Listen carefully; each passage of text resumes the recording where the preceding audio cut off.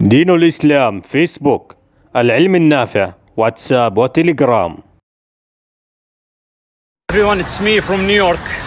As you know, coronavirus those days pervades the world and many governmental systems almost collapse. I share this video with all people across the globe and I'm sure it will redefine our comprehension about what does human rights mean.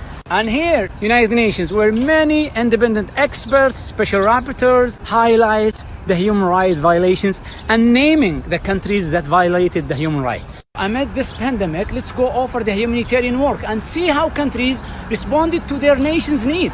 Let's start with the UK. British people got stuck abroad with no help. Old British nationals stuck in the airport after Emirates cancelled the flights and said they'd have to stay in Bali for 3 months. The UK embassy in Kuwait said, no financial assistance, go to charities. There's no fruit, there's no vegetables. You just need to stop it.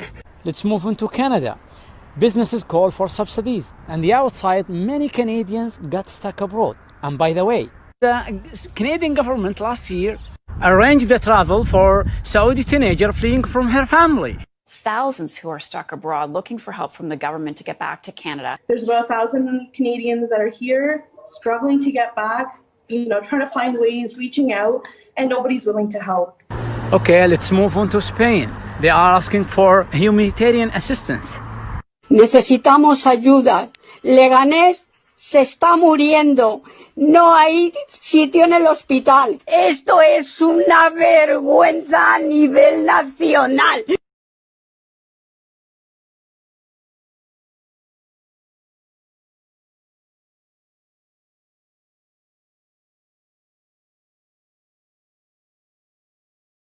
Let's start with Sandra's tweet about human rights. The system of capitalism where profit matters more than people is so damn sick. And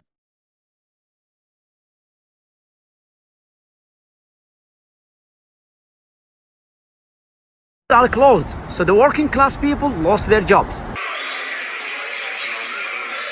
Gloves and masks in the United States are sold out, and Tennessee tells doctors to use diapers and goggles as a protection. Last year, 36 countries issued joint statement about Saudi Arabia and they expressed their concerns about human rights, and some of these countries are that I mentioned above.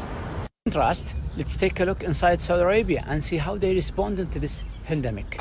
Let's start with the non-Saudis who are living right now in Saudi Arabia. I'm actually advising Americans that are in the kingdom that I would strongly consider sheltering in place. Food supply is good, emergency services are sound. En Arabie Saoudite, hôpitaux publics, hôpitaux privés, tous accueillent, soignent les malades du coronavirus. Masks and gloves distributed for free in the street.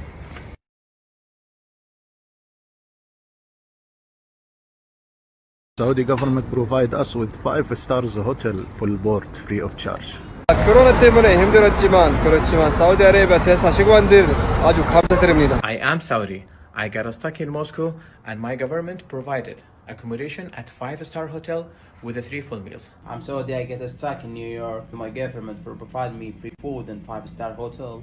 If you look at healthcare, if you look at life expectancy, we're looking at human that's all rights. Human I rights. know you. The government will cover 60% of the private sector salaries.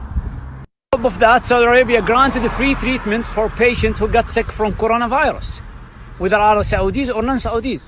If I get sick here in New York, they will ask me about health insurance. This pandemic shows us the real value of the citizen to its government. Thing you hear about Saudi Arabia, it's based on false allegations and sensationalism which serves the politician or press agenda or interests. To conclude, what Saudi Arabia did, it's not a human right. It's something more far away from our comprehensions, something called fatherhood, which is mutual respect, love and care between the government and its people. And this should be taught next year here as a role model in the United Nations. Thank you.